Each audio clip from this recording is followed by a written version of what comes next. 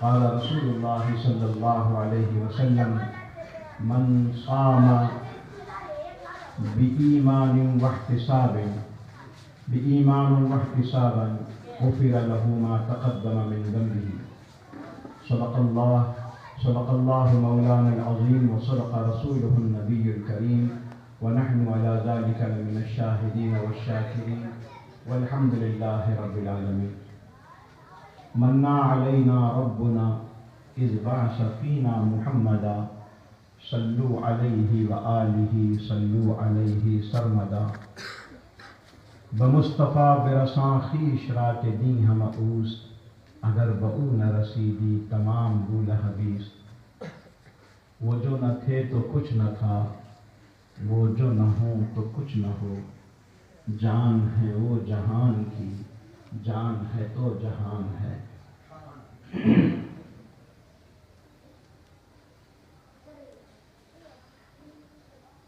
روزوں میں ادائے نبوی دیکھ لو بالکل، روزوں میں ادائے نبوی دیکھ لے بالکل. افطار میں مفطر تجھے مل جائے محمد صلی اللہ علیہ وسلم. محترم و مکرم خلفائے سلسلہ عامریہ، بزرگان اہل سنت، برادران اہل سنت، حق تبارک و تعالیٰ کا ہم پر بے انتہا فضل و کرم ہے کہ اس نے ہمیں آقا نامدار حبیب کردگار، باعث کون و مکان، صاحب لولا کلمہ، سید الانبیاء، خاتم المرسلین، شفیع المذنبین، عالم ما کان و ما یکون، رحمت للعالمین حضرت محمد مصطفیٰ صلی اللہ علیہ وسلم کی امت میں پیدا فرمایا اور آپ کا امتی ہونے کا فخر عظیم عطا فرمایا. رب کریم کا ہم پر مزید احسان یہ ہے کہ اس نے ہمیں صرف اہل لا الہ الا اللہ تک نہیں رکھا، بلکہ اپنی اور اپنے حبیب مکرم نور مجسم صلی اللہ علیہ وسلم کی کامل خوشنودی سے مالا مال فرمانے کے لیے اہل سنت و جماعت میں شامل فرما دیا. عزیزان گرامی، یہ مہینہ جو رمضان المبارک کے نام سے منسوب ہے، بڑا ہی مقدس، بڑا ہی مبارک اور بڑا ہی پرکیف مہینہ ہے. یہ مہینہ حضور انور صلی اللہ علیہ وسلم کا ارشاد گرامی ہے کہ آقا کریم علیہ السلام فرماتے ہیں رجب شہر امتی و شعبان شہری و رمضان شہر اللہ. رجب میری امت کا مہینہ ہے، شعبان میرا مہینہ ہے اور رمضان میرے پروردگار کا مہینہ ہے. عزیزان گرامی، اللہ تبارک و تعالی سے ہماری نسبت، ہمارا تعلق، ہمارا رشتہ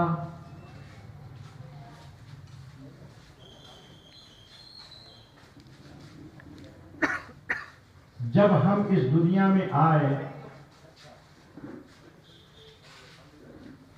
تو ہمیں اس دنیا میں پیدا کرنے والا، انسان ہونے کا شرف عطا کرنے والا، ہمیں موجود و مخلوق کرنے والا صرف اور صرف اللہ تبارک و تعالیٰ ہی ہے. اللہ ہی نے ہمیں پیدا کیا، اللہ ہی نے ہمیں انسان بنایا، اللہ ہی نے ہمیں اشرف المخلوقات بنایا. یہ بات کوئی ڈھکی چھپی بات نہیں ہے. ہر انسان جو اپنے آپ کو مسلمان کہتا ہے، وہ اس بات پر یقین رکھتا ہے کہ ہمیں پیدا کرنے والا، مجھے پیدا کرنے والا اللہ ہی ہے۔ اللہ رب العالمین ہے، اللہ پروردگار ہے، اللہ خالق ہے، مالک ہے، رازق ہے، ارحم الراحمین ہے، رب ہے۔ رب تبارک و تعالی یہ حقیقت ہے کہ اسی نے ہمیں پیدا کیا ہے۔ ہمارا تعلق ہمارے رب سے عبد و معبود کا تعلق ہے، ہم اس کے بندے ہیں، وہ ہمارا معبود ہے، وہ ہمارا پروردگار ہے، وہ ہمارا لائق پرستش ہے۔ لیکن ہمیں اس بات کا علم کیسے ہوا؟ ہمیں کیا پتا کہ ہمارا کوئی پروردگار ہے؟ ہمیں کیا پتا کہ ہمارا کوئی معبود ہے؟ ہمیں کیا پتا کہ ہمیں کسی نے پیدا کیا ہے؟ عقل تو یہ کہتی ہے کہ ماں باپ ایک مرد عورت کے تعلق سے جو پیدا ہوتا ہے وہ انسان ہے۔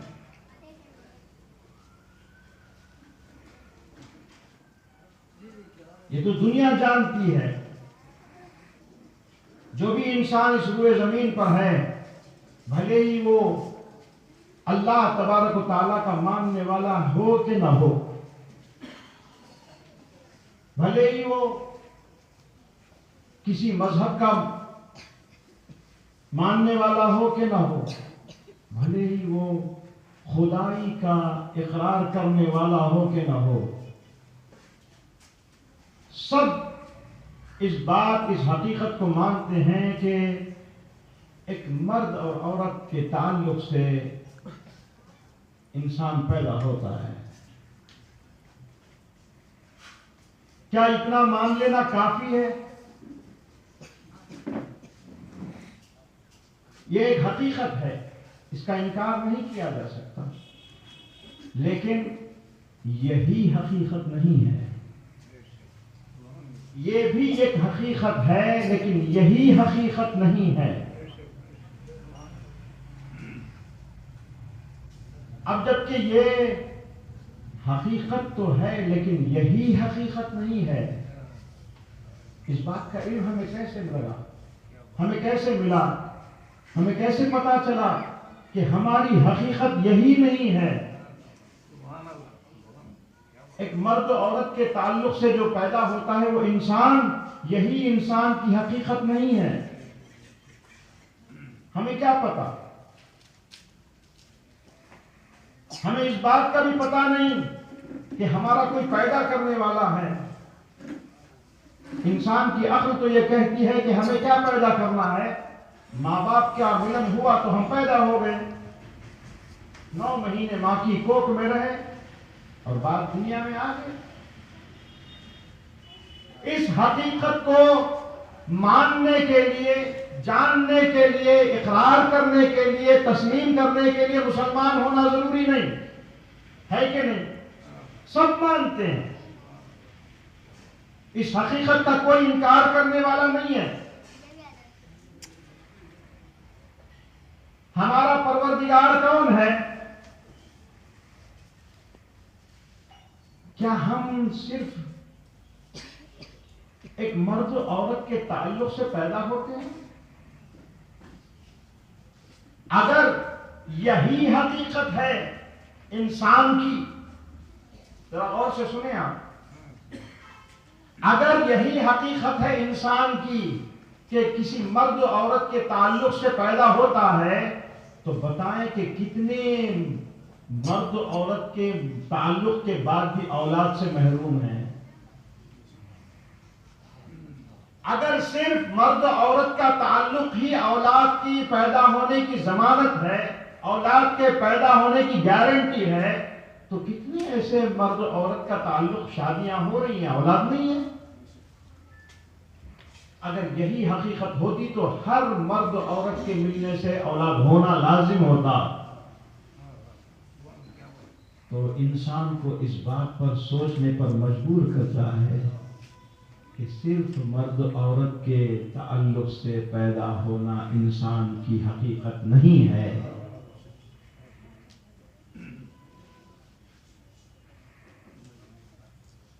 حقیقت کیا ہے؟ مرد عورت کے تعلق سے اگر انسان پیدا ہو جائے تو جتنے بار تعلق ہو اتنے بار بچے ہو جائیں، اور جو تعلق اختیار کرے اس کو بچے ہو جائیں. کئی ایسے شواہد ہیں کہ شادیاں ہو جاتی ہیں، کئی برس اولاد سے محروم رہتے ہیں، دعائیں کرواتے ہیں، علاج معالجے کرتے ہیں. ارے بھائی، مرد عورت کے تعلق سے تو اولاد ہوتی ہے، اولاد کیوں نہیں ہوئی؟ سمجھ رہے ہیں آپ؟ کیوں بچہ نہیں ہوا؟ کیوں لڑکا پیدا نہیں ہوا؟ کیوں لڑکی پیدا نہیں ہوئی؟ تو اس بات کو، اس حقیقت کو ماننا پڑے گا کہ صرف مرد عورت کے تعلق سے اولاد نہیں ہوتی، اولاد کا دینا کسی اور کا کام ہے.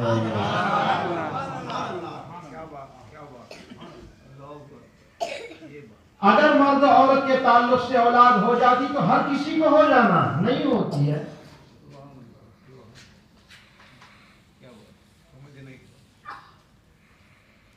تو انسان کی عقل یہاں آ کر مجبور ہو جاتی ہے، اپنے گھٹنے ٹیک دیتی ہے کہ ہر مرد عورت کے تعلق سے اولاد کا ہونا ضروری نہیں ہے. ضروری کیا ہے؟ انسان کو اس دنیا میں آنے کے لیے ضروری کیا ہے؟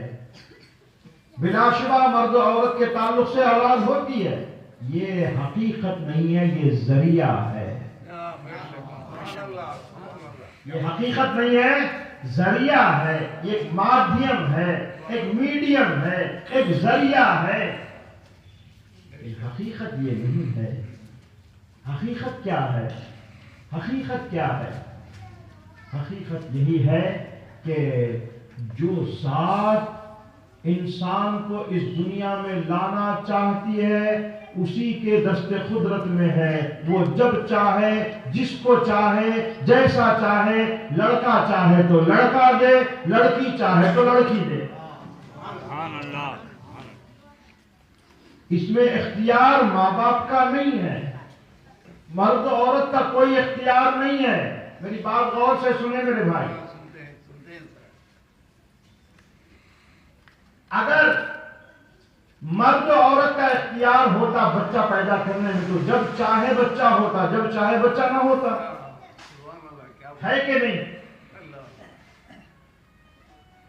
مرد کو پتا ہی نہیں کہ اس کی اولاد اس کی عورت کے کوکھ میں منتقل ہو چکی ہے. یہی تو حقیقت ہے نا، اور اس بات سے سب واقف ہیں. اللہ تبارک و تعالی اپنے خالق ہونے کو ثابت کرنے کے لیے، انسان کو اس کا علم دینے کے لیے مرد کو لا علم رکھا، انجان رکھا، کہ کوئی مرد یہ دعویٰ نہیں کر سکتا کہ مجھے پتا ہے کہ کب میری اولاد میری بیوی کے کوکھ میں منتقل ہوئی، ٹرانسفر ہوئی. کوئی نہیں کہہ سکتا. کوئی کہہ سکتا ہے؟ روئے زمین پر کوئی پیدا نہیں ہوا. پہلے علم جس کی اولاد ہے اس باپ کو نہیں دیا جاتا، ماں کو دیا جاتا ہے. دینے والے کو نہیں، لینے والی کو علم دیا جاتا ہے. سمجھ رہے ہیں آپ؟ کیوں؟ یہ انسان جان لے کہ دینے والا حقیقت میں نہیں کوئی اور ہے.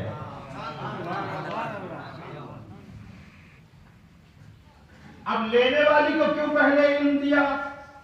کہ جس کو اس دنیا میں لانا ہے اس کی دیکھ ریکھ، اس کی حفاظت اس کے ذمے ہے، اس لیے اس کو علم دے دیا کہ صرف تو لینے والی ہے، اور 9 ماہ وہ تیرے کوکھ میں پلنے والا ہے، احتیاط کرے دنیا میں آنے تک تو کیا ہوگا، تیرا مقام اتنا اونچا کر دیا جائے گا کہ تیرے قدموں تلے اس کی جنت کو رکھ دیا جائے گا۔ صرف کس کے لیے؟ 9 ماہ جو برداشت کی اللہ کے بندے کو اپنے پیٹ میں، اپنی کوکھ میں، اس لیے یہ جزا دے رہا ہے اللہ کہ اس کے قدموں تلے اس کی جنت کو رکھ دیا۔ اب بتاؤ آپ 9 مہینے جو ماں کی کوکھ میں بچہ پل رہا ہے، کیا ماں کو خبر ہے کہ وہ بچہ کیسا ہے، کیا کر رہا ہے، اس کے ساتھ کیا ہو رہا ہے، وہ لڑکا ہے کہ لڑکی ہے؟ نہیں۔ وہ صحیح و سالم اس دنیا میں آئے گا کہ نہیں؟ پتا نہیں۔ زندہ بھی پیدا ہوگا کہ نہیں؟ پتا نہیں۔ لڑکا ہوگا یہ بھی پتا نہیں، لڑکی ہوگی یہ بھی پتا نہیں، گورا ہوگا یہ بھی پتا نہیں، گوری ہوگی یہ بھی پتا نہیں، کالا ہوگا یہ بھی پتا نہیں، اونچا ہوگا یہ بھی پتا نہیں، پسخت ہوگا یہ بھی پتا نہیں، موٹا ہوگا یہ بھی پتا نہیں، کچھ علم نہیں، صرف ماں کی کوکھ میں ہے۔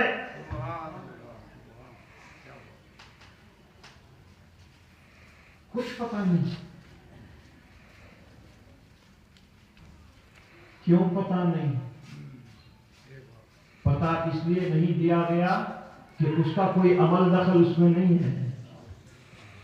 9 ماہ میں اس بچے کی نشو و نما جو اس کے ماں کی کوکھ میں ہوتی ہے، وہ ماں کا کوئی دخل نہیں ہے اس میں۔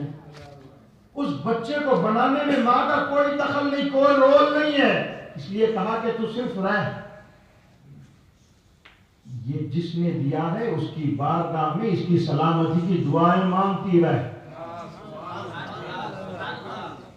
جس نے دیا ہے وہی اس کی حفاظت کرے گا، جس نے دیا ہے وہی اس کو سلامتی کے ساتھ دنیا میں لا سکتا ہے، کوئی اور نہیں لا سکتا۔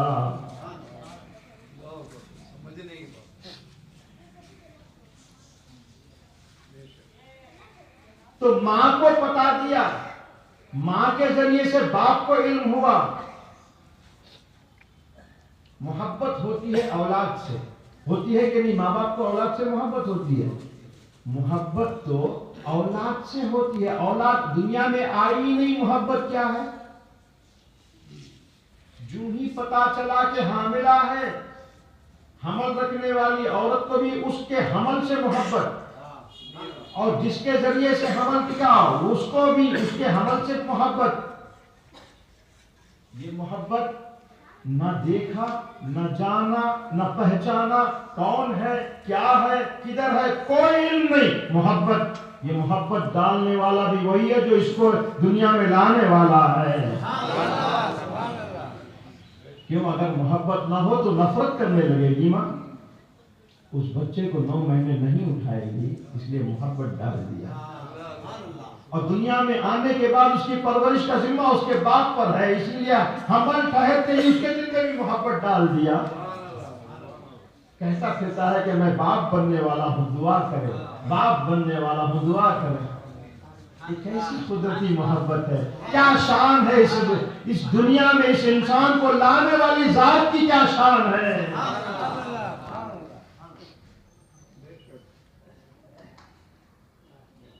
غور کرنا چاہیے، کیسا کریم مولا ہے، کیسا کریم مولا ہے۔ انجانے پن میں محبت دے رہا ہے، اور ایسی محبت ٹوٹ کے پیار کرتے ہیں ماں باپ۔ ابھی دنیا میں آیا بھی نہیں، ماں کی ماں کہنے لگتی ہے کہ میں نانی بننے والی ہوں، ماں کا باپ کہنے لگتا ہے کہ میں نانا بننے والا ہوں، باپ کا باپ کہنے لگتا ہے کہ میں دادا بننے والا ہوں، باپ کی ماں کہنے لگتی ہے کہ میں دادی بننے والی ہوں، باپ کا بھائی کہنے والا کہ میں ابھی تک خالی چچا بننے والا ہوں، بڑا بھائی کہنے والا کہتا ہے کہ میں تاؤ بننے والا ہوں، بہن کہنے لگتی کہ میں پھوپھی بننے والی ہوں، دلہن کی بہن کہنے لگتی کہ میں خالہ بننے والی ہوں، दुल्हन का भाई कहने लगता है कि मैं मामू बनने वाला हूँ, तमाम रिश्ते अभी दुनिया में आए ही नहीं, रिश्ते तैयार होकर हैं। हाय हाय हाय हाय, क्या करीम मौला है, क्या करीम मौला है।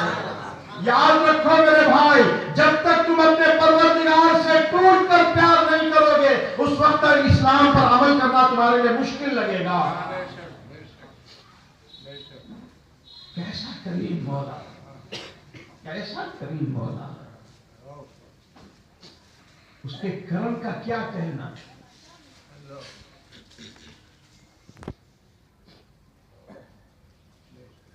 तो हम इस दुनिया में आते हैं, दुनिया की अक्ल ये कहती है कि माँ बाप के मिलन से वो आए हैं, हकीकत कुछ और है। हमारी हकीकत भी कुछ और है, हमारे आने की हकीकत भी कुछ और है। जब इस हकीकत पर से पर्दा उठेगा तो जिसने तुम्हें दुनिया में भेजा है उसे टूट कर प्यार करने लगोगे कि कैसा करीम मौला है, कैसा करीम मौला है। बिलाशुबा वही अरहमुर राहिमीन है, उससे बढ़कर कोई हम पर मेहरबान हो नहीं सकता।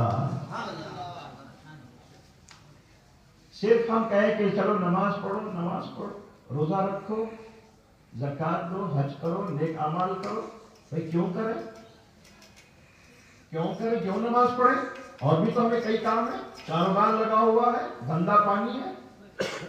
इंसान तो कहता है कि भाई मेहनत नहीं करे तो कैसे खाएंगे पिएंगे। उसे पता ही नहीं कि तेरी मेहनत की वजह से तुझे कुछ नहीं मिलने वाला। इब्तिदाई का इल्म नहीं है तो यही कहेगा। उसके इस दुनिया में आने का ही उसको पता नहीं है तो यही कहेगा।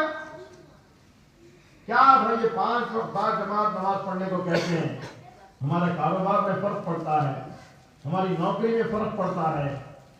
ऐ बंदे खुदा, तेरी नौकरी तुझे नहीं पालती, तेरा कारोबार तुझे नहीं पालता, पालने वाली जात की कुछ और हकीकत है। तेरा इस दुनिया में आना, दुनिया में आने से पहले तेरी माँ की कोख में रहना, इसकी भी कुछ और हकीकत है। इसी तरह जब दुनिया में आ गया तो तुझे पालने वाला भी कोई और है। जब तक तू अपनी हकीकत और जिसने तुझे इस दुनिया में लाया उसके पते नहीं जानेगा तो इसी तरह भटकता रहेगा दुनिया के पीछे। और याद रखो मेरे भाई, लाख कोशिशें कर लो, लाख मेहनत कर लो, तुम्हारे मुकद्दर में जो तुम्हारा परवरदिगार लिख चुका है वही मिलने वाला है। इसका यह मतलब नहीं कि हाथ पे हाथ धरे बैठे रहे, नहीं, मेहनत करें, कोशिश करें। इसके हलाल कमाना भी इबादत है। इबादत की नीयत से, अल्लाह तबारक व तआला के हुक्म की नीयत से मेहनत करें। लेकिन ये न सोचें कि तुम्हारी मेहनत से तुम कमा रहे हो, नहीं, उसके फजल से तुम कमा रहे हो। उसके फजल से तुम्हें मिल रहा है जो भी मिल रहा है, तो अपनी कोशिश से नहीं, कोशिश करें। ये कोशिश भी तुम्हारे लिए इबादत है। मेहनत करें, ये मेहनत भी तुम्हारे लिए इबादत है। इंसान के इस दुनिया में आना और इस दुनिया से जाना, इसके दरमियान जो भी पीरियड है, उम्र जिसे कहते हैं, एज, ये सारी की सारी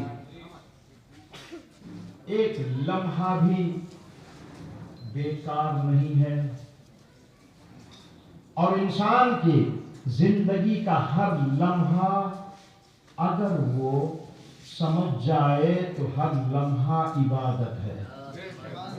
हर लम्हा इबादत है।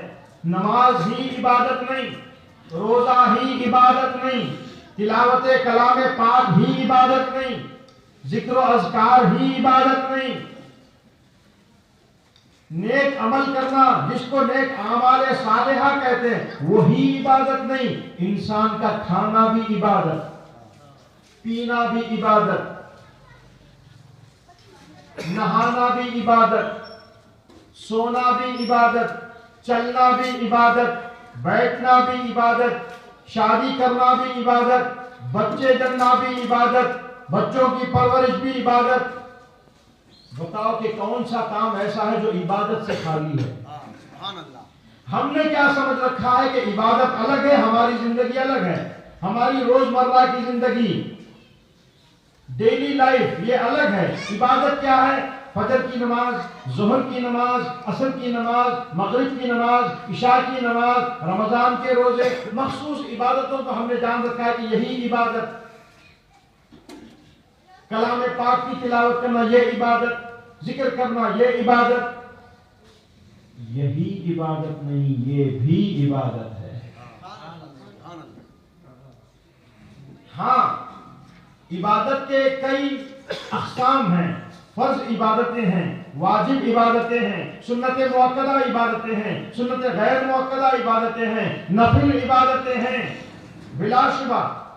لیکن زندگی کا ہر لمحہ عبادت، زندگی کا ہر لمحہ عبادت، ہر لمحہ عبادت۔ اب ہماری حقیقت کیا ہے؟ ہم کیسے اس دنیا میں آئے؟ ہم کو لانے والا کون ہے اور ہمیں کس لیے لایا ہے؟ کیوں اس دنیا میں آئے؟ کچھ تو مقصد ہونا چاہیے نا۔ بلا مقصد کے کوئی کام عقل مند تو نہیں کرتا۔ جو عقل کا خالق ہے وہ بلا وجہ کیسے کام کرے گا؟ جی، کس لیے ہم اس دنیا میں آئے؟ کیوں آئے؟ کیا وجہ؟ کس مقصد کے تحت؟ یاد رکھو، اس دنیا میں آنا ہمارے بس کی بات نہ تھی۔ اس دنیا میں آنا ہمارے بس کی بات نہ تھی۔ اس میں ہمارا کوئی ارادہ نہیں، ہماری کوئی قدرت نہیں، ہماری کوئی مرضی نہیں، ہماری کوئی منشا نہیں ہے نا۔ ہم اپنے مرضی سے اس دنیا میں آئے نہیں۔ کوئی یہ اٹھ کر بتا دے کہ میں میری مرضی سے اس دنیا میں آیا ہوں، کوئی نہیں کہہ سکتا۔ اپنی مرضی سے آئے نہیں، اور سب کو مرنا ہے نا، کوئی اپنی مرضی سے مرتا بھی نہیں، کوئی اپنی مرضی سے آتا بھی نہیں، اپنی مرضی سے جاتا بھی نہیں۔ ایسا کیوں؟ ایسا کیوں؟ یاد رکھو، جب تمہاری اس دنیا میں آنے میں تمہاری کوئی مرضی نہیں ہے اور جانے میں تمہاری کوئی مرضی نہیں ہے، تو درمیان میں رہنے میں بھی تمہاری کوئی مرضی نہ ہو۔ سبحان اللہ، سبحان اللہ۔ اپنی مرضی سے جینا نہیں ہے۔ جس کی مرضی سے دنیا میں آئے ہیں، جس کی مرضی سے دنیا سے جائیں گے، اسی کی مرضی سے جینا چاہیے۔ ہماری مرضی کچھ نہیں ہے۔ بعض لوگ یہ سوچتے ہوں گے کہ رمضان کا مہینہ ہے، رمضان پہ بولو۔ رمضان پہ بولنے سے پہلے خالق رمضان پہ تو سن لو۔ سبحان اللہ۔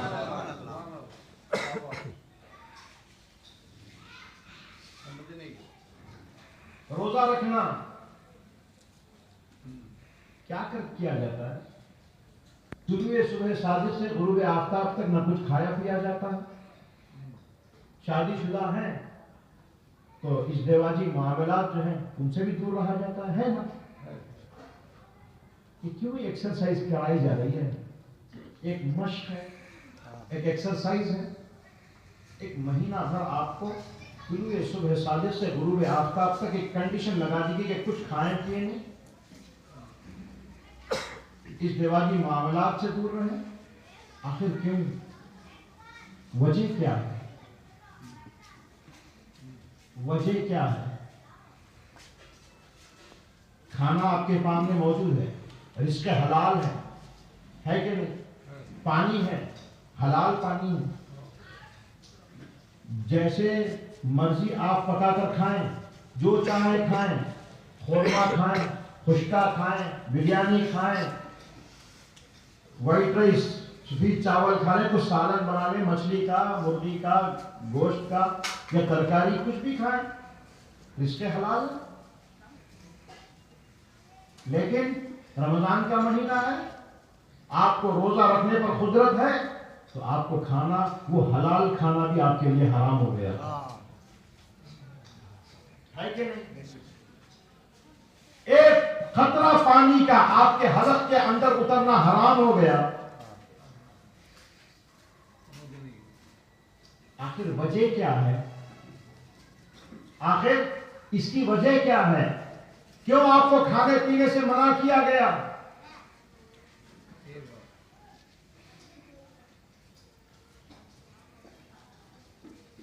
آپ کی غذا ہے، رزق حلال ہے، آپ چاہیں تو کھائیں، کون منع کرنے والا؟ آپ چاہیں تو پانی پئیں یا کوئی شربت پئیں، کون منع کرنے والا؟ آپ کی ملکیت ہے بھائی۔ لیکن آپ رمضان کے مہینے میں طلوع صبح صادق سے غروب آفتاب تک ان کاموں سے رک جاتے ہیں۔ روزہ ایک ایسی عبادت ہے، روزہ ایک ایسی عبادت ہے کہ روزدار، یہ روزدار ہے کہ نہیں ہے کوئی دوسرا طے نہیں کر سکتا۔ سبحان اللہ۔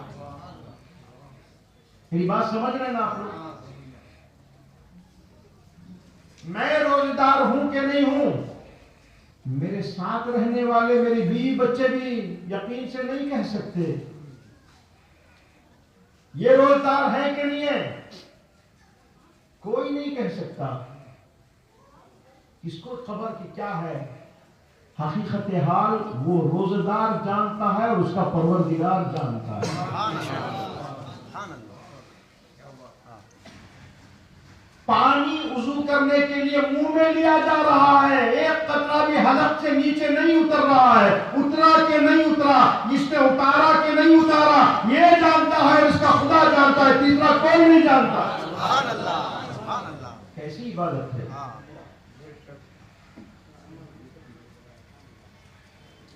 رمضان کا مہینہ، پورے کا پورا مہینہ 29 دن یا 30 دن، طلوع صبح صادق سے غروب آفتاب تک آپ روزے کی حالت میں دن گزارے کہ نہیں گزارے، اس پر گواہ صرف آپ ہیں، کوئی اور نہیں ہے کہ نہیں؟ عبادت ہے، فرض عبادت ہے۔ کوئی کہے کہ میں روزے سے ہوں، کوئی انکار نہیں کر سکتا، ہے کہ نہیں؟ تو روکا جا رہا ہے آپ کو طلوع صبح صادق سے غروب آفتاب تک پورے رمضان کا مہینہ، نہ کچھ کھایا جائے نہ کچھ پیا جائے، فرض عبادت۔ آخر یہ کیوں؟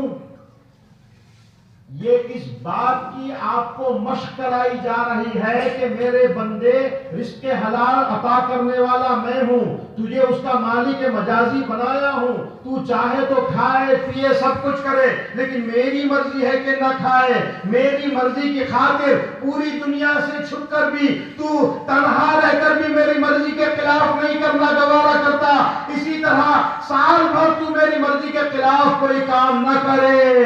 سبحان اللہ، سبحان اللہ۔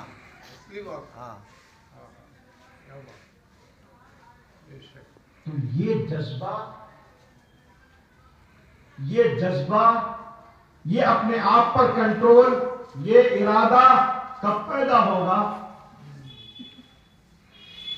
دوزخ کے عذاب سے ڈر کے جنت کو پانے کی تمنا میں تو کر لو گے،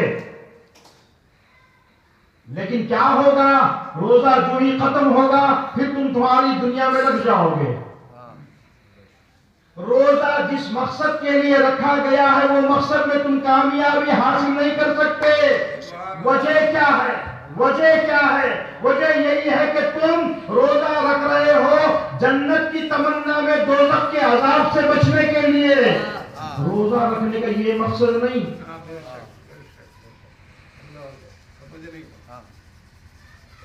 روزہ رکھوانے کا یہ مقصد نہیں۔ اور یہ بھی مقصد نہیں کہ تم بھوکے پیاسے رہے، بھوک و پیاس میں تڑپتے رہے، اللہ دیکھ کر مزہ لے، نعوذ باللہ نعوذ باللہ۔ وہ تو ارحم الراحمین ہے، ماں اپنے بچے کو ایک وقت بھوکا رکھنا نہیں چاہتی، وہ 70 ماہوں سے زیادہ پیار کرنے والا مولا کیسے اپنے بندے کو بھوکا پیاسا رکھنا چاہے گا؟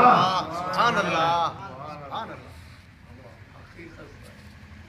تو پھر کیوں روزہ رکھوا رہا ہے؟ اللہ تبارک و تعالی آپ سے روزہ رکھواتا ہے، نہ رکھنے پر عذاب ہے، رکھنے پر اجر ہے۔ اگر صرف عذاب سے بچنے کے لیے، اجر کو پانے کے لیے عبادت کریں، روزہ ہی نہیں کون سی بھی عبادت کریں، اجر تو ملے گا، اجر تو ملے گا، لیکن جس مقصد کے لیے عبادت رکھی گئی ہے اس مقصد میں تم کامیاب نہیں ہو سکتے۔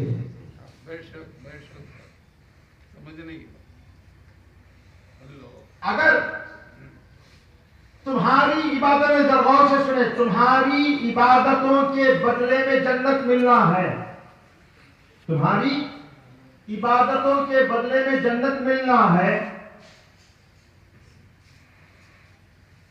تو تمہاری عبادتوں کے صلے میں جنت ملنے والی نہیں ہے۔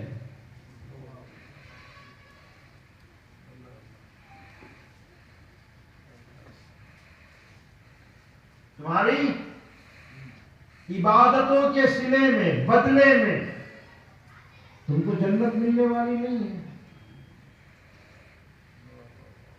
تو پھر یہ عبادتیں کس کام کی؟ جنت ہی نہیں مل رہی ہے تو پھر روزہ کیوں رکھا جائے؟ جنت ہی نہیں ملنے والی ہے تو پھر نماز کیوں پڑھا جائے؟ جنت ملنے والی نہیں ہے تو پھر نیک اعمال کیوں؟ گناہوں سے بچنا کیوں؟ نیکیوں پر عمل کرنا کیوں؟ یاد رکھو، الحمدللہ آج ہم نے روزہ رکھا، 5 وقت کی نماز پڑھے، تراویح ادا کی، تو کوئی ایک اٹھ کر کہہ دے کہ میرا روزہ قبول ہو گیا ہے؟ کوئی یہ دعویٰ کرے کہ میرا روزہ قبول ہو گیا؟ کر سکتا ہے؟ میں نے فجر کی نماز ادا کی تو کیا یہ دعویٰ کر سکتا ہوں کہ میری فجر کی نماز قبول ہو گئی؟ کم کوئی دعویٰ کر سکتا ہے؟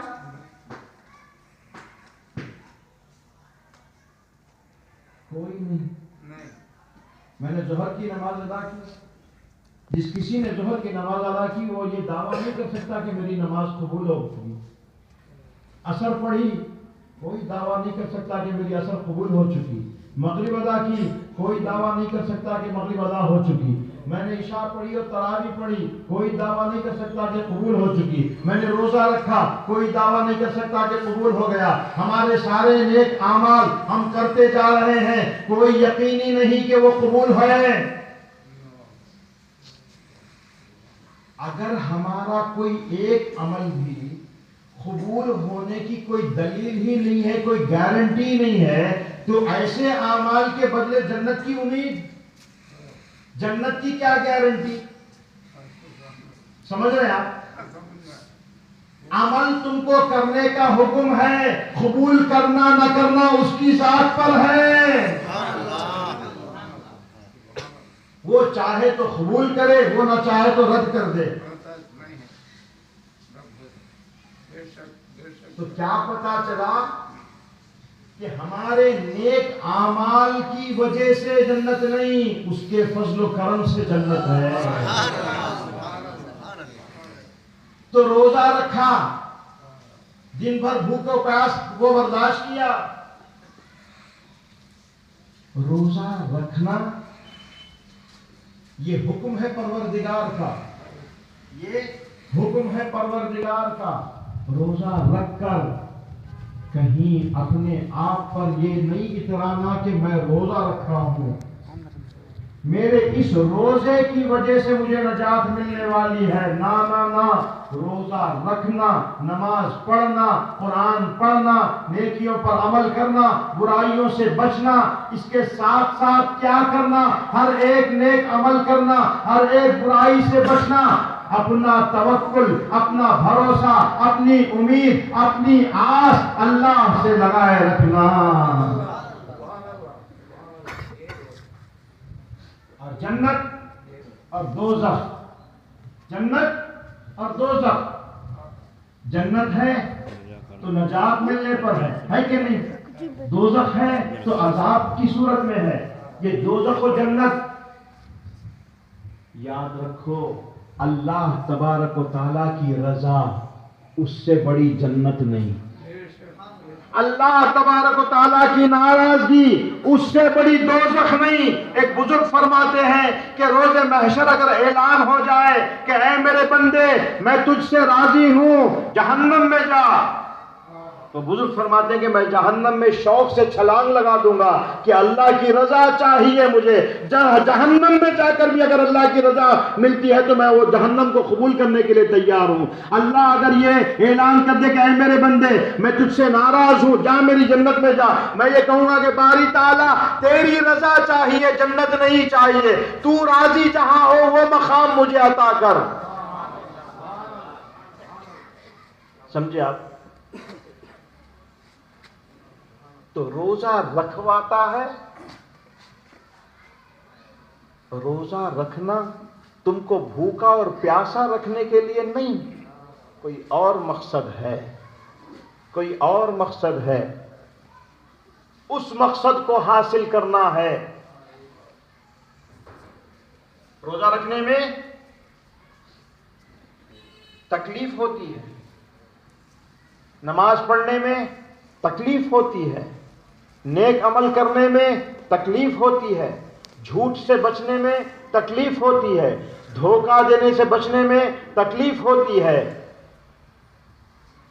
غیبت کرنے سے رکنے میں تکلیف ہوتی ہے، سچائی پر قائم رہنے میں تکلیف ہوتی ہے، برے کاموں سے بچنے میں تکلیف ہوتی ہے کہ نہیں؟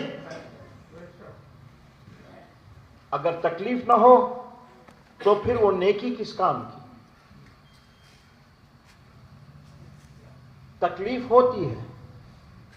ہم سب مکلف شرعیہ ہیں، شریعت کے ہم مکلف ہیں، انہیں شریعت کی تکلیف ہم پر لاگو ہے. شریعت کی تکلیف ہم پر لاگو ہے. مثال کے طور پر بور ہو رہے ہیں آپ لوگ؟ بور ہو رہے ہیں؟ نہیں سکا. مثال کے طور پر موسم سرما ہے، ٹھنڈی کا موسم، ونٹر سیزن، جاڑ، بڑے کڑاکے کی سردی پڑی ہوئی ہے، فجر کی اذان ہو رہی ہے، فجر کی اذان ہو رہی ہے، پانی برف جیسا ہے، باہر ٹھنڈی ہوائیں چل رہی ہیں. آپ کو کیا کرنا ہے؟ بستر سے اٹھنا ہے، وضو کرنا ہے، مسجد کو جانا ہے، با جماعت نماز ادا کرنا ہے کہ نہیں؟ اس میں تکلیف ہوتی ہے، راحت ملتی ہے. راحت کو چھوڑ کر تکلیف کو اپنانا ہے. بستر پہ سوتے رہنا راحت ہے، اس کو ترک کر کے تکلیف اٹھانا ہے. تکلیف اٹھانا ہے، خود کو تکلیف میں مبتلا کرنا ہے، خود کو تکلیف میں ڈالنا ہے.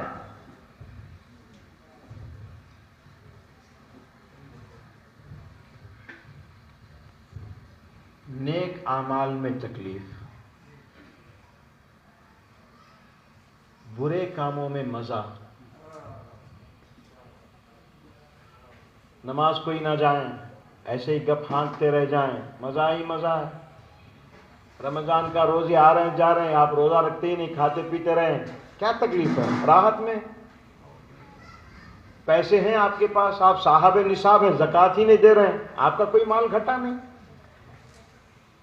صاحب استطاعت ہیں، حج پر جاتے ہی نہیں، جھوٹ بول رہے ہیں، دھوکہ دے رہے ہیں، غیبت کر رہے ہیں، فراڈ کر رہے ہیں، لوگوں کا مال ہڑپ رہے ہیں، عیاشی گھر میں لگے ہوئے ہیں، بدکاریوں میں مبتلا ہیں، بظاہر تو بڑے آرام سے ہیں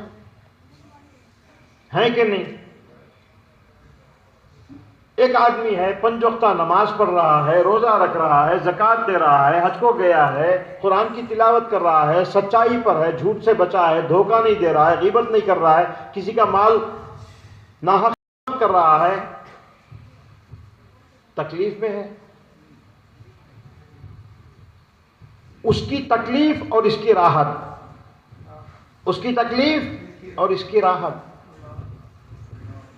در حقیقت جو شریعت کے مطابق زندگی گزار رہا ہے وہ راحت میں ہے، جو شریعت کی خلاف ورزی کر رہا ہے وہ تکلیف میں ہے۔ دکھائی تو نہیں دیتا، شریعت پر عمل کرنے والا تکلیف میں دکھائی دے رہا ہے، شریعت پر عمل نہ کرنے والا بڑے عیش و آرام میں نظر آ رہا ہے۔ بسا اوقات ایسے بھی حالات ہم دیکھتے ہیں کہ جو شریعت پر عمل کر رہا ہے وہ تکلیف میں مبتلا ہے، اس کی تنگی میں اس کی روزی میں برکت نہیں ہے، کئی پریشانیاں ہیں، جو جھوٹ پہ جھوٹ بولا جا رہا ہے، حرام حلال کی تمیز کے بغیر دنیا کو اکٹھی کر رہا ہے، نمازیں چھوڑ رہا ہے، غیبتیں کر رہا ہے، عیاشیوں میں لگا ہے، وہ تو بڑے آرام سے زندگی گزارتا ہوا نظر آتا ہے۔ کیوں؟ کیونکہ یہ دنیا امتحان گاہ ہے، امتحان کی جگہ ہے، یہاں آزمائش ہے، آزمائش کے بغیر کوئی چارہ نہیں، کوئی چارہ نہیں۔ اب شریعت پر عمل کرنے والا حقیقی راحت میں ہے، شریعت کی خلاف ورزی کرنے والا حقیقی آفت میں ہے۔ یہ کیسے؟ یہ کیسے؟ واقعتاً تو یہی بات ہے کہ شریعت پر عمل کرنے والا ہی کامیاب ہے کہ نہیں؟ لیکن کامیابی نظر نہیں آتی، اس کی خوشحالی نظر نہیں آتی، اس کی راحت اور سکون نظر نہیں آتی۔ کیا کیا جائے؟ کیسے جانا جائے؟ کیسے پہچانا جائے؟ یاد رکھو، اللہ تبارک و تعالی آپ کو پیدا کیا، پھر میں پیچھے جا رہا ہوں، حقیقت میں پیدا کرنے والا کون؟ اللہ۔ حقیقت میں آپ کو روزگار دینے والا کون؟ اللہ۔ حقیقت میں آپ کو صحت و سلامتی عطا کرنے والا کون؟ اللہ ہے کہ نہیں؟ اللہ۔ اور وہ پروردگار آپ پر جتنا مہربان ہے کوئی اور نہیں۔ آپ کو جو بینائی ملی ہے نا، آئی سائٹ، اس کی کیا قیمت ہے؟ میں کہتا ہوں کہ بھائی میں آپ کو 1 کروڑ روپیہ دیتا ہوں، آپ کی دونوں آنکھیں دے دیں گے آپ؟ نہیں۔ 2 کروڑ، 10 کروڑ کہیں گے پوری دنیا بھی اگر دے دے تو مجھے نہیں چاہیے۔ یہ 2 آنکھوں کی روشنی کتنی بڑی نعمت ہے۔ دینے والا خدا کسی تمہارے عمل کے بدلے دیا ہے؟ بولو نہیں۔ اور آپ کی آنکھوں کی بصارت آپ کو 1 مشت نہیں دے دیا، دے رہا ہے۔ اس کو کہتے ہیں پریزنٹ کنٹینیوس، دے رہا ہے۔ ہر آن و ہر لحظہ آصف صاحب کو اللہ تبارک و تعالی بینائی دے رہا ہے، آئی سائٹ دے رہا ہے۔ وہ آپ کو بینائی دینے میں لگا ہوا ہے، آپ اس کی دی ہوئی بینائی کو لے کر اسی کے مرضی کے خلاف کر رہے ہو۔ کیسی انسانیت ہے یہ؟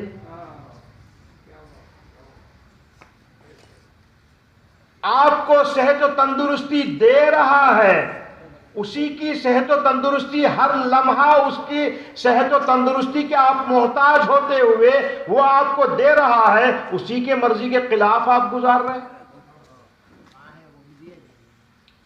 جب آپ کو اس بات پر یقین ہو جائے کہ میرا پروردگار ہر آن و ہر لحظہ میری ہر ایک حاجت کو پوری کر رہا ہے تو اس سے محبت پیدا ہوگی، اس سے محبت پیدا ہوگی۔ کتنی محبت پیدا ہوگی؟ بے حساب محبت پیدا ہوگی، بے لوث محبت پیدا ہوگی جس کی کوئی انتہا نہیں۔ ماں باپ ہمارے اس دنیا میں آنے کا سبب ہے، ان سے کتنی محبت ہوتی ہے۔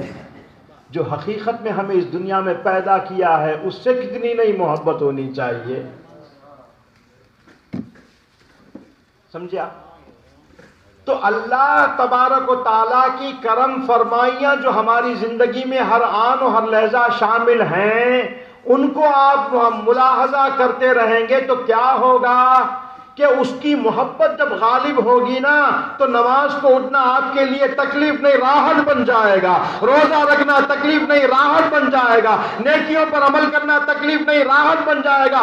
جنت دے کے نہ دے مولا، یہ جو دیا ہے صحت و عافیت، یہ کتنا بڑا احسان ہے۔ تو اگر چاہتا تو اندھا پیدا کرتا، تو اگر چاہتا تو بہرا پیدا کرتا، تو اگر چاہتا تو گونگا پیدا کرتا، تو اگر چاہتا تو لولا پیدا کرتا، تو اگر چاہتا تو لنگڑا پیدا کرتا، تو اگر چاہتا تو پاگل پیدا کرتا۔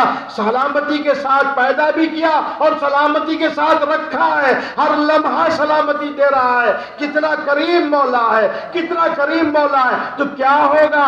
اللہ کی عطا کو دیکھو گے تو اللہ کی ذات سے محبت ہو جائے گی۔ جب ذات سے کسی ذات سے محبت ہوتی ہے نا تو اس ذات سے پہنچنے والی راحت بھی راحت ہوتی ہے، آفت بھی راحت ہو جاتی ہے۔ تکلیف راحت ہو جاتی ہے۔ ارے بڑا بھائی ہے، تیرے کتنے کٹھن اوقات میں تیرے کام آیا، تجھے کتنا لاش ہوا پھر بھی یہ تیرے ساتھ کھڑا رہا، ایسے بھائی کی تو احسان فراموشی کرتا ہے۔ انسان میں انسانیت کا تقاضا یہ ہے کہ وہ احسان مند ہوتا ہے۔ اب بتاؤ کہ اللہ سے بڑا احسان کرنے والا کون ہے؟ شاعر نے کیا خوب کہا، ہر درد میں یک لذت آئے۔ فجر کو اٹھنا درد ہے لیکن اس درد میں ہم لذت محسوس کرتے ہیں۔ روزے رکھنے میں تکلیف ہے، وہ تکلیف ہمارے لیے راحت ہے۔ ہر درد میں یک لذت آئے، تکلیف بھی راحت بن جائے۔ مولا ایک بار جو تم ہو جاؤ میرے، ایک بار جو تم ہو جاؤ میرے، پھر مجھ کو گوارا سب کچھ ہے، پھر مجھ کو گوارا سب کچھ ہے۔ اللہ سے پیار کرنے کے لیے رمضان آیا ہے میرے بھائی۔ کئی لاکھوں کروڑوں اس کے بندے ہیں، یہ عبادت سے محروم ہیں، روزہ ان کے مقدر میں نہیں ہے۔ کیسا کریم مولا ہے، ہم کمینوں کو، ہم گنہگاروں سے روزہ رکھوا لیتا ہے، وہ نہ رکھوائے تو ہم کہاں رہ سکتے ہیں؟ تھوڑی دیر کھانے میں دیری ہو جائی تو ہم آگ بگولا ہو جاتے ہیں، برداشت سے باہر ہو جاتا ہے، غصے سے جھلاتے ہیں، لیکن 14-15 گھنٹے صبر سے، اطمینان سے، بالکل متانت کے ساتھ رہ لیتے ہیں۔ یہ کون رکھتے ہیں؟ رکھتے تو آپ نہیں، بظاہر آپ رکھتے ہیں، حقیقت میں وہ رکھواتا ہے، وہ رکھواتا ہے۔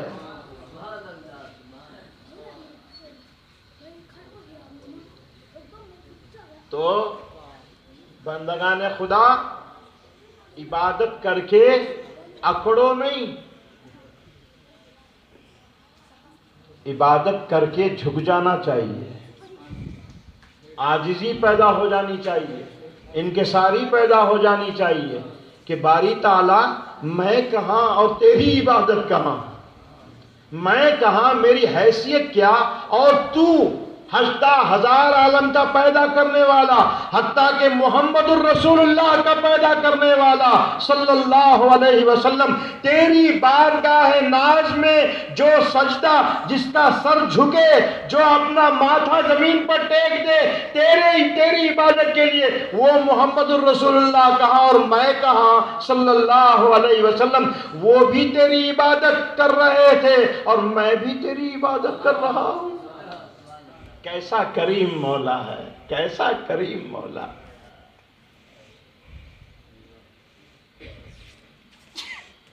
تو عبادت محبت میں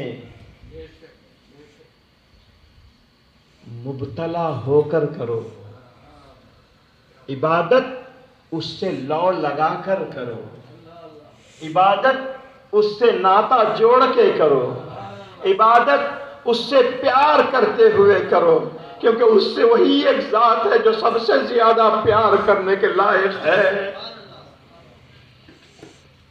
بتاؤ کہ اس سے بڑا کون ہے، اس سے زیادہ پیارا کون ہے، اس سے زیادہ محسن کون ہے، اس سے زیادہ کرم کرنے والا کون ہے، اس سے زیادہ رحم کرنے والا کون ہے؟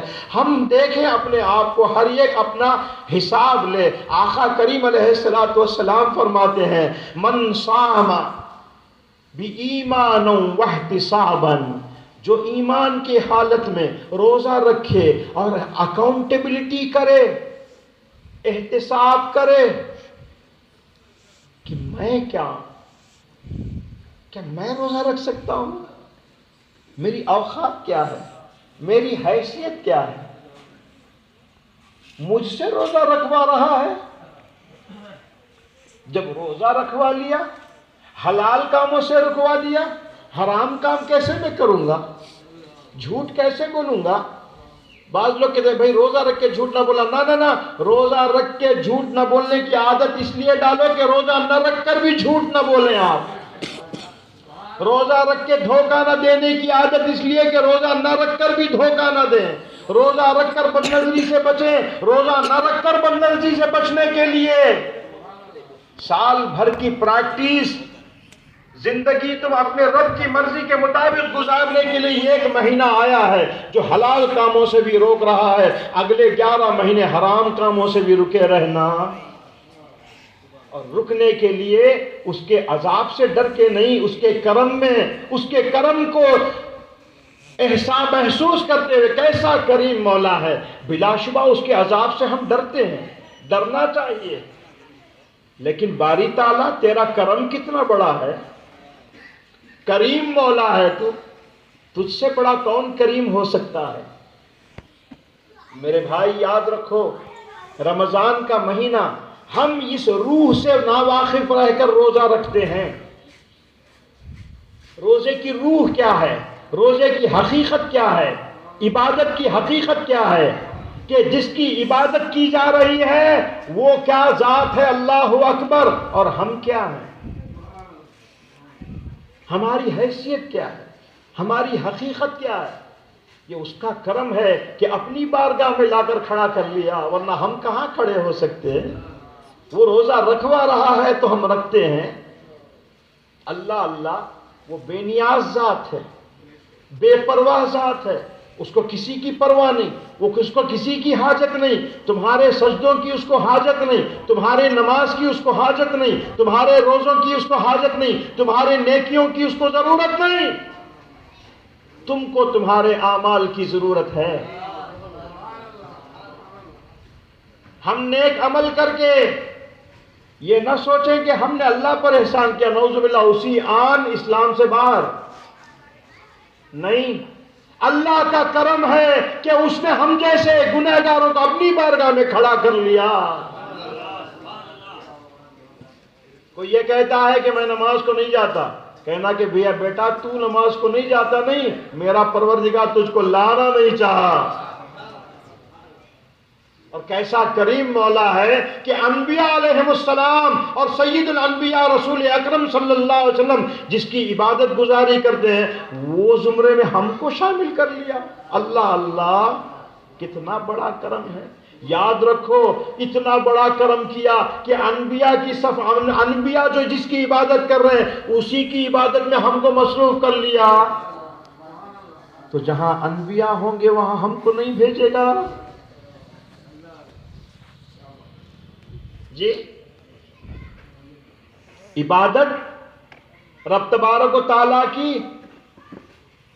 ہماری کیا حیثیت؟ معصوم ذات انبیاء کی، کروڑ فرشتے، انگنت فرشتے، ان کی زندگی ہی عبادت ہے۔ عبادت کے بغیر کوئی فرشتہ زندہ نہیں رہ سکتا۔ ایسی نورانی مخلوق عبادت میں لگی ہوئی ہے۔ انبیاء علیہ السلام ہیں، صحابہ کرام ہیں، اہل بیت اطہار ہیں، ائمہ کرام ہیں، اولیاء کرام ہیں، علماء ربانین ہیں، کیسے کیسے قدسی نفوس ہیں جو اللہ کی عبادت میں ہیں۔ ہم کو بھی لا کر وہاں ایک جگا دے دیا نا جی. وہ پروردگار جو ان بزرگ ہستیوں کے زمرے میں ہم کو یہاں شامل کر لیا، تو جن کے صدقے میں جنت بنی ہے وہاں نہیں لے جائے گا. سمجھے آپ؟ یہ کتنا بڑا کرم ہے، یہ کتنا بڑا کرم ہے. تو یاد رکھو، روزہ رکھنا صرف بھوک و پیاس کا نام نہیں ہے. رب تبارک و تعالیٰ فرماتا ہے، یا ایھا الذین آمنوا، اے ایمان والو، کتب علیکم الصیام، تم پر روزے فرض کیے گئے ہیں، کما کتب علی الذین من قبلکم، تم سے پہلے والوں پر جس طرح فرض کیے گئے تھے. ہر نبی کی شریعت میں روزے فرض ہیں، ہر نبی کی.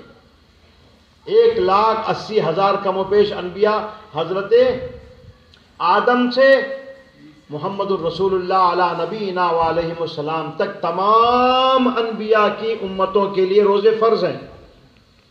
ان کی شکلیں اور ہیں، ان کے اوقات اور ہیں، لیکن فرض تو ہیں، ہم پر بھی فرض ہیں. پھر رب تبارک و تعالیٰ کا کرم دیکھو، کہیں 14 15 گھنٹے بھوکا میرا بندہ رہنے کا حکم پائے، گھبرا نہ جائے، تو اس لیے کہتا ہے کما کتب علی الذین من قبلکم، تم سے پہلے والے بھی رہ چکے جی، تم بھی رہ سکتے ہو. کیسا کریم مولا ہے، کیسا کریم مولا ہے. اور آگے کیا فرماتا ہے؟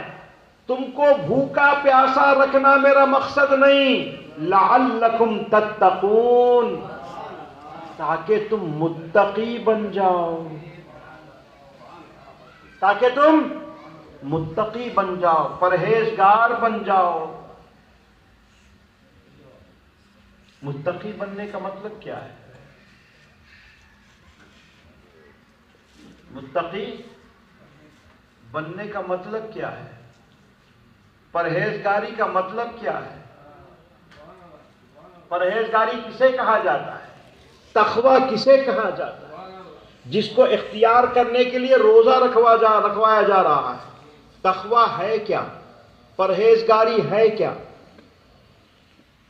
آپ بولیں گے کہ گناہوں سے بچنا اور نیکیوں پر عمل کرنا، اسی کا نام تقوی ہے. آپ گناہوں سے بچیں گے تو رب کو کیا ملنے والا؟ آپ نیکیاں کریں گے تو اللہ کا کیا فائدہ ہونے والا؟ بولو. آپ کی عبادت سے اللہ کا کچھ فائدہ ہوتا ہے؟ آپ عبادت سے انکار کریں تو اللہ کا کوئی نقصان ہونے والا ہے؟ کچھ بھی نہیں ہے. تو تم کو کیوں متقی بنانا چاہ رہا ہے؟ تم کو کیوں پرہیزگار بنانا چاہ رہا ہے؟ یاد رکھو، تقوی بظاہر گناہوں سے رکنے کا نام، تقوی بظاہر نیکیوں پر عمل کرنے کا نام، تقوی بظاہر آپ کی زندگی کا ہر لمحہ اللہ کی مرضی کے مطابق گزارنے کا نام. حقیقت تقوی کیا ہے؟ حقیقت تقوی کیا ہے؟ وہ انسان جو اللہ تبارک و تعالیٰ کی مرضی کے مطابق ہر لمحہ گزارے، بھلے ہی وہ سوتا رہے تو بھی عبادت، جاگتا رہے تو بھی عبادت، کھاتا رہے تو بھی عبادت، پیتا رہے تو بھی عبادت، بیوی کے ساتھ ہے تو بھی عبادت، بچوں کے ساتھ ہے تو بھی عبادت، کاروبار میں لگا ہوا ہے تو بھی عبادت، نوکری کر رہا ہے تو بھی عبادت، نماز پڑھ رہا ہے تو بھی عبادت، روزے میں ہے تو بھی عبادت، سحری کیا تو بھی عبادت، افطاری کیا تو بھی عبادت، حج پہ گیا تو بھی عبادت، زکوٰۃ دیا تو بھی عبادت، قرآن پڑھا تو بھی عبادت، دوستوں کے ساتھ بیٹھا رہا تو بھی عبادت. اس کی زندگی کا کوئی لمحہ عبادت سے خالی نہیں. اسی کا نام تو تقوی ہے نا. رات کو سوئے آپ اس نیت سے کہ رات ٹھیک سے سو جاؤں گا تو تر و تازہ ہو کر رب کی بارگاہ میں فجر کی نماز کو جاؤں گا، یہ سونا بھی عبادت ہر رزق حلال کمایا آپ نے اس نیت سے کہ میں حرام سے نہیں، حرام کا لقمہ نہیں کھاؤں گا، تو رزق حلال کمانا بھی عبادت۔ سحری کی پیٹ بھر کے لذیذ لذیذ پکوان سحری کیا آپ نے اس نیت سے کہ دن بھر روزہ رکھوں گا، اللہ کی عبادت میں رہوں گا، تو سحری بھی عبادت۔ افطاری کیا آپ نے، آقا کریم علیہ السلام کا فرمان ہے افطاری میں جلدی کرو، کیوں کہ تمہارے عجز کو ظاہر کرتا ہے۔ باری تعالیٰ تیرے حکم سے رکا رہا، اب تیری اجازت ہوئی تو میں کھانے، میں تو بندہ ہوں، میں محتاج ہوں، میں کھانے لگتا ہوں۔ تو افطاری سنت کی نیت سے کی تو کھانا پینا بھی عبادت ہو گیا۔ نکاح کیا، بیوی سے تعلقات اختیار کیے حرام کاری سے بچنے کے لیے، تو یہ بھی عبادت۔ بچوں کی پرورش کر رہے ہیں تاکہ ان کو بھی اللہ کا فرما بردار بندہ بناؤں گا، تو بھی عبادت۔ کاروبار کر رہے ہیں، رزق حلال کما رہے ہیں، تو بھی عبادت۔ نوکری کر رہے ہیں، جائز نوکری، تو بھی عبادت۔ دوستوں میں دل بہلائی کر رہے ہیں، تو بھی عبادت۔ کوئی لمحہ ایسا نہیں مومن کا جو عبادت سے خالی ہو، لیکن عبادت میں درجے ہیں۔ فرض عبادت ہے، واجب عبادت ہے، سنت مؤکدہ عبادت ہے، غیر مؤکدہ عبادت ہے، نفل عبادتیں ہیں۔ عبادت کے باہر کوئی دنیا ہے ہی نہیں ہماری۔ کیوں آخر یہ عبادت ہی عبادت کیوں؟ یہ تقویٰ کی زندگی اختیار کرنے کے لیے روزہ رکھوا رہا ہے، یہ تقویٰ کیوں؟ یہ بات بول کے میں اپنی تقریر ختم کر لوں گا، بہت دیر ہو گئی، آئندہ تراویح تک بولنا۔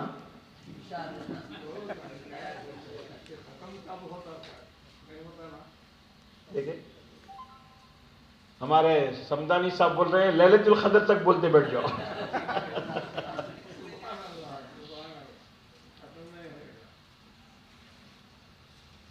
اللہ تبارک و تعالیٰ کو تمہاری کسی عبادت کی ضرورت ہے کیا؟ نہیں ہے۔ تم عبادت کرنے سے وہ اس کا مقام رتی بھر بھی بڑھتا نہیں، تم عبادت نہ کرنے سے اس کا مقام رتی بھر بھی گھٹتا نہیں۔ تم کو عبادت گزار بنانے کے لیے، تقوی شعار بنانے کے لیے، پرہیزگار بنانے کے لیے رمضان کے روزے رکھنے کا حکم دے رہا ہے۔ کیوں؟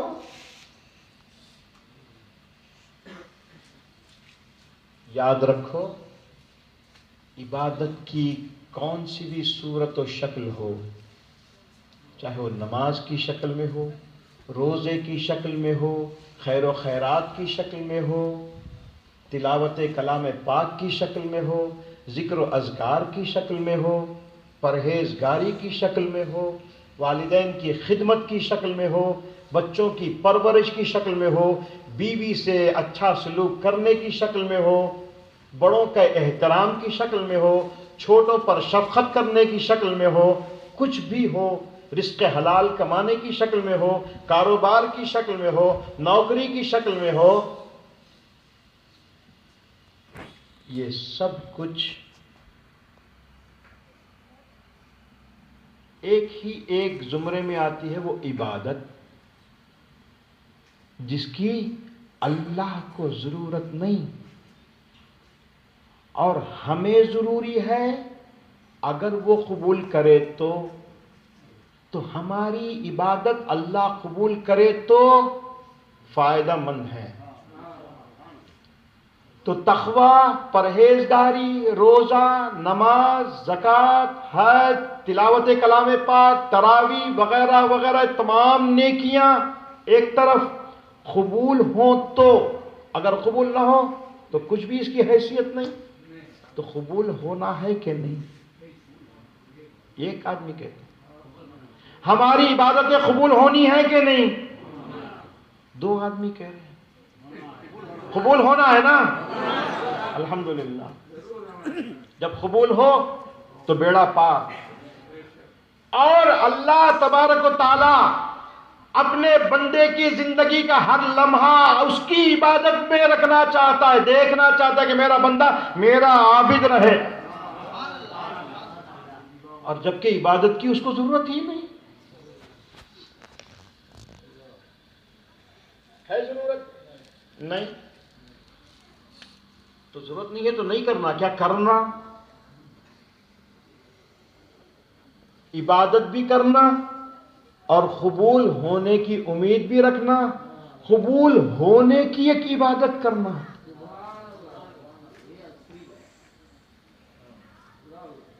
تمام عبادتوں کی قبولیت کی ایک عبادت ہے.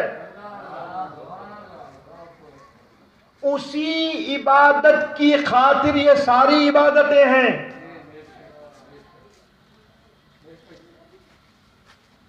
چاہے آپ نماز گنوا لو، پنجگانہ نماز، نوافل ہیں، اشراق ہے، چاشت ہے، اوابین ہے، تہجد ہے، رمضان کی تراویح ہے، تسبیح کی نمازیں، جو بھی نماز،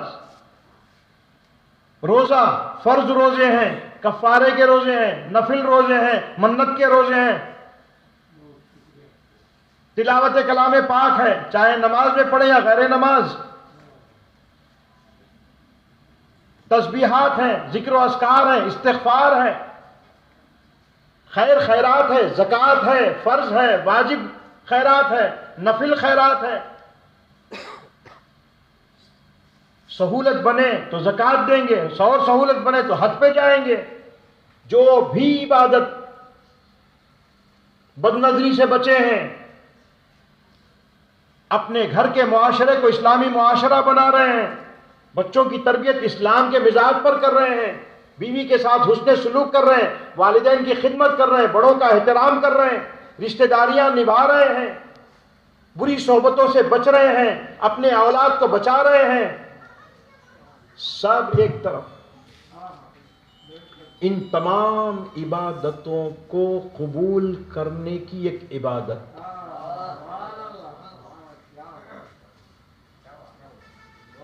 اور اسی عبادت کی خاطر یہ ساری عبادتیں.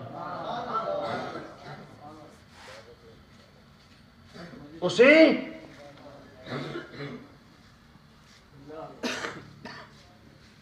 جاننا چاہیے؟ نہیں جاننا چاہیے، نہیں جاننا چاہیے، نہیں جاننا چاہیے، نہیں جاننا. دیکھیے بھائی، یہ کہتے ہیں کہ نہیں جاننا چاہیے، اور میں نہیں بتاتا بھائی. نہیں جاننا کیسا؟ حضرت بولتے ہیں نا، بولتے ہیں نہیں سرکار جاننا. آپ کو ہنسانے کے لیے کہہ رہا ہوں. اللہ آپ کو ہمیشہ ہنستا رکھے، خوش رکھے، آباد رکھے.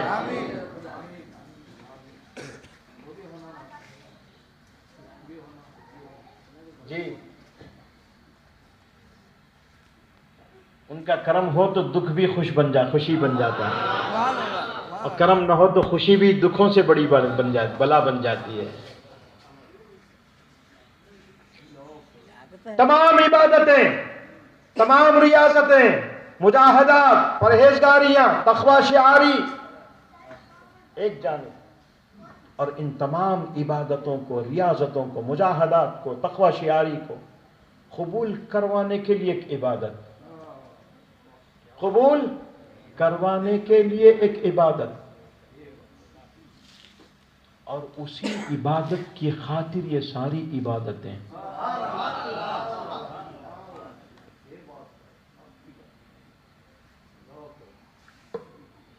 اگر چائے ابھی رکھی گئی، اجازت ہو تو چائے پی لوں.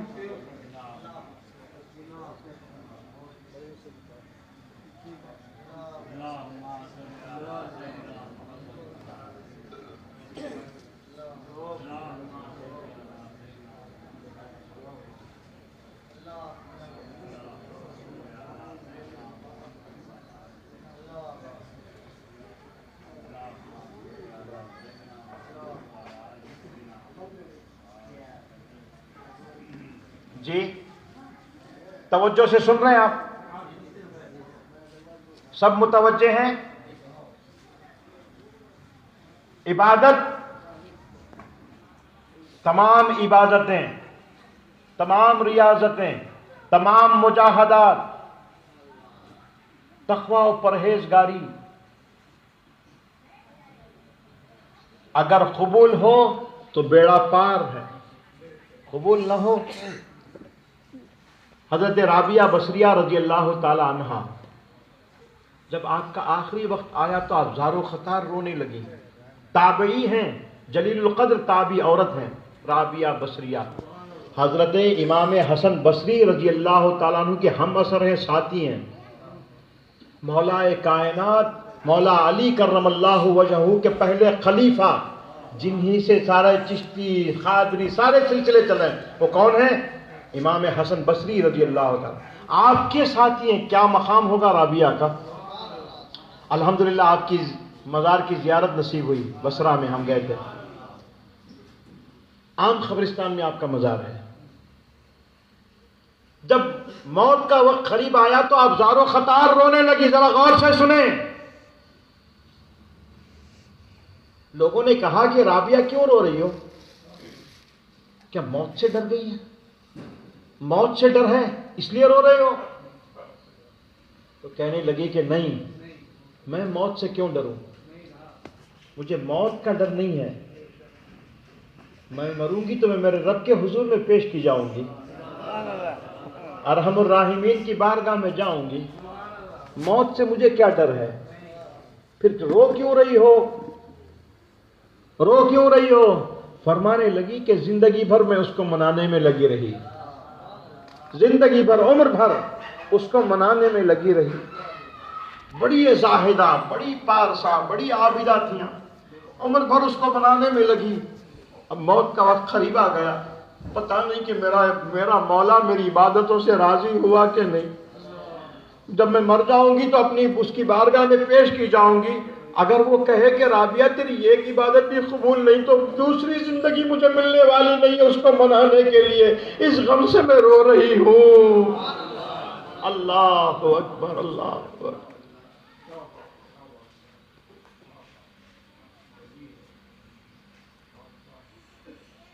تو ساری عبادتیں، ساری ریاضتیں، سارے مجاہدات، تقوی و پرہیزگاری قبول ہو تو بیڑا پار ہے، اگر قبول نہ ہو کیا کیا جائے؟ اور اس عبادت کو قبول کروانے کے لیے ایک عبادت ہے، وہ عبادت کیا ہے؟ اور اسی عبادت کے لیے یہ ساری عبادتیں ہیں، وہ بھی عبادت، یہ بھی عبادتیں۔ رب تبارک و تعالیٰ کو آپ کی عبادت کی ضرورت نہیں، لیکن آپ کو عبادت کرنے کا حکم دے رہا ہے۔ تمہارے تقوی کی ضرورت نہیں، تقوی شعاری کا حکم دے رہا ہے، تقوی اختیار کرنے کے لیے روزہ رکھوا رہا ہے۔ ساری عبادتیں اللہ تبارک و تعالیٰ ان سے بے نیاز ہے، لیکن کرنے کا حکم کیوں دے رہا ہے؟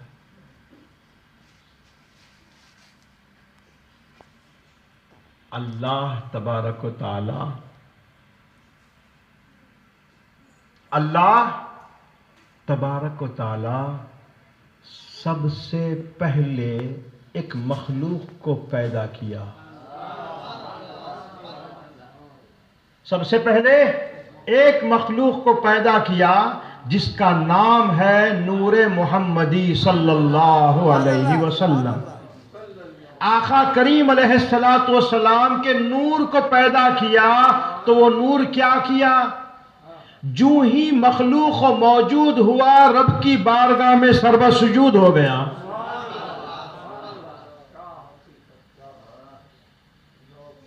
سربہ سجود ہو گیا۔ رب جانے، رب کا محبوب جانے کتنی مدت وہ سجدے میں رہا۔ باری تعالیٰ نے کہا کہ پیارے اپنا سر اٹھائیں، سجدے سے باہر آئیں۔ وہاں سر نہیں، صرف نور تھا۔ نور سجدہ کیا۔ ہمیں کیا پتا کہ وہ سجدے کی کیفیت کیسی تھی؟ ہم سجدہ کرتے اپنے جسم سے، وہ جسم کے بغیر رہنے والی ذات ہے جسے نور محمدی کہا جاتا ہے۔ اس کا سجدہ کیا ہوگا ہم کیا بیان کر سکتے ہیں؟ روایتوں میں آتا ہے کہ سب سے پہلا عمل آقا کریم علیہ السلام نے رب کے حضور میں سجدہ ریز ہو کے کیا، ایک مدت تک سجدے میں رہے، وہ مدت بھی ہمیں نہیں معلوم۔ کیوں؟ مدت کہتے ہیں ٹائم پیریڈ کو، ٹائم بھی نہیں تھا تب میرا محبوب پیدا ہو چکا تھا نا،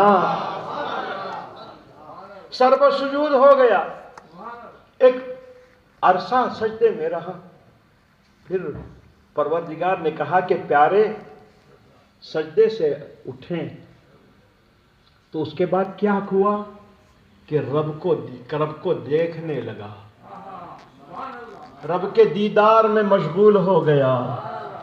اب بتائیں، پیارے حبیب کا سجدہ بھی عبادت، پیارے حبیب کا دیکھنا بھی عبادت، اور یہ عبادت کب سے ہے؟ ذرا غور سے سنیں، جب سے اللہ تبارک و تعالیٰ نے اپنے محبوب کو پیدا کیا، محبوب کے پیدا ہونے سے لے کر اب تک اور ابد الآباد تک محبوب عبادت ہی میں رہتے ہیں۔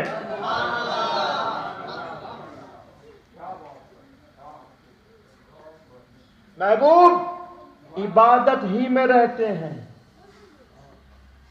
اور ہمیں کہتا ہے کہ تقوی اختیار کرنے کے لیے روزہ رکھو، یعنی جو متقی و پرہیزگار ہو جاتا ہے اس کی زندگی کا ہر لمحہ عبادت۔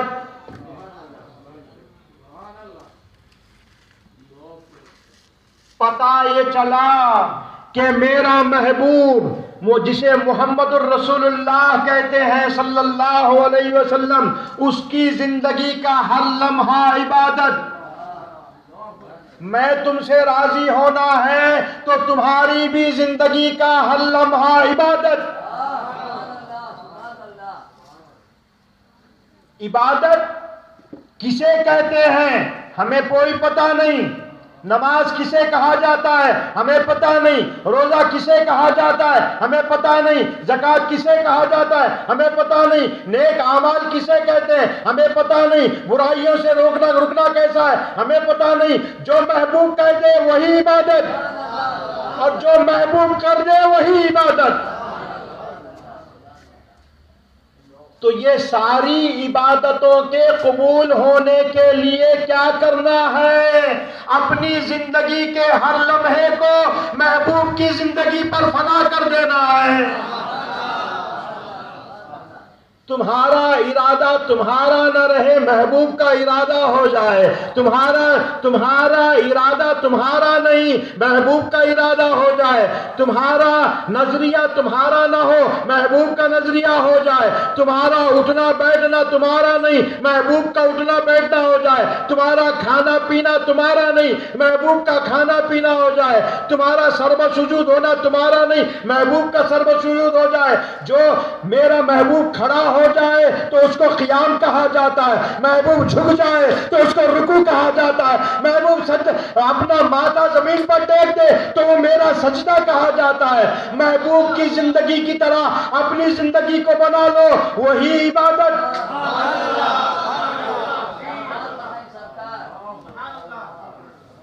تو یہ ساری عبادتیں قبول ہونا ہے تو کیا ہونا؟ ان ساری عبادت تمہاری زندگی کے ہر لمحے کو محمد الرسول اللہ صلی اللہ علیہ وسلم کی زندگی کے تابع کر دینا۔ وہ جو کرے وہ عبادت، وہ جو کہہ دے وہ عبادت، وہ چلے تو عبادت، وہ بیٹھیں تو عبادت، وہ لیٹیں تو عبادت، وہ سو جائیں تو عبادت، وہ بات گفتگو کریں تو عبادت، وہ چپ ہو جائیں تو عبادت، وہ مصالحت کریں تو عبادت، وہ غضبناک ہو جائیں تو وہ عبادت، وہ کسی پر مہربان ہو جائیں تو وہ عبادت۔ تو تم بھی کیا کرنا؟ جو جو محبوب کیا وہ تم کرتے جاؤ، وہی عبادت۔ اور کیا ان تمام عبادتوں کو قبول کرنے کے لیے جو عبادت ہے، کیا عبادت؟ جو بھی نیک عمل کرو یہی کہنا کہ باری تعالیٰ یہ عمل میرا عمل نہیں، یہ عمل میرا عمل نہیں، تیرا محبوب جو قیام کیا میں وہ اصل عبادت کرنے والا، میں نخل اتارنے والا، وہ اصل عبادت کرنے والا، میں نخل اتارنے والا، ان کی اصل کو دے، اس نخل کو قبول کر لے۔ یہ ارادہ، یہ نیت، یہ تمام عبادتوں کو قبول کرنے والی عبادت۔ جب تم اپنے ہر نیک عمل کو محبوب پروردگار محمد الرسول اللہ صلی اللہ علیہ وسلم کے اعمال کے اتباع میں ڈالو گے تو رب تو وہی چاہتا ہے، تمہارا رب تو وہی چاہتا ہے، تمہارے سجدوں کی اس کو ضرورت نہیں، تمہارے قیام کی اس کو ضرورت نہیں، تمہارے رکوع کی اس کو ضرورت نہیں، تمہارے روزوں کی اس کو ضرورت نہیں، تمہارے تلاوت کلام پاک کی اس کو ضرورت نہیں، تمہاری نیکیوں کی اس کو ضرورت نہیں، تمہارے پرہیزگاری کی اس کو ضرورت نہیں۔ وہ کیا چاہتا ہے؟ میرا بندہ میرے محبوب کی طرح جیے، میرے محبوب کی طرح مرے، وہی عبادت۔ تو جو میرے محبوب کی اداکاری کرے گا نا، اس کو صرف بخش ہی نہیں دوں گا، اس کو میرا اپنا بنا لوں گا۔ تو یہ ساری عبادتیں، تقویٰ، پرہیزگاری سب کس لیے؟ جنت کے لیے نہیں، جنت کے مالک کے لیے، جنت کے خالق کے لیے، جنت کے مالک کی اداؤں میں اپنی زندگی کو قربان کر دو تو جنت کا خالق تمہارا ہو جاتا ہے۔ تو کیا پتا چلا یہ عبادتیں، یہ ریاضتیں، یہ پرہیزگاریاں سب کیا ہیں؟ اس کی رضا کو حاصل کرنے کے لیے۔ جب وہ تم سے راضی ہو جائے گا، جب وہ تم سے راضی ہو جائے گا، اگر تم جہنم پر سے گزرو گے تو حدیث پاک میں آتا ہے، رسول اکرم نور مجسم صلی اللہ علیہ وسلم فرماتے ہیں جب مومن پل صراط پر سے گزرے گا تو جنت یہ پکارے گی، جز یا مومن، جز یا مومن، اے مومن جلدی چل جا، جلدی نکل جا، تیرے نور سے میں بجھی جا رہی ہوں۔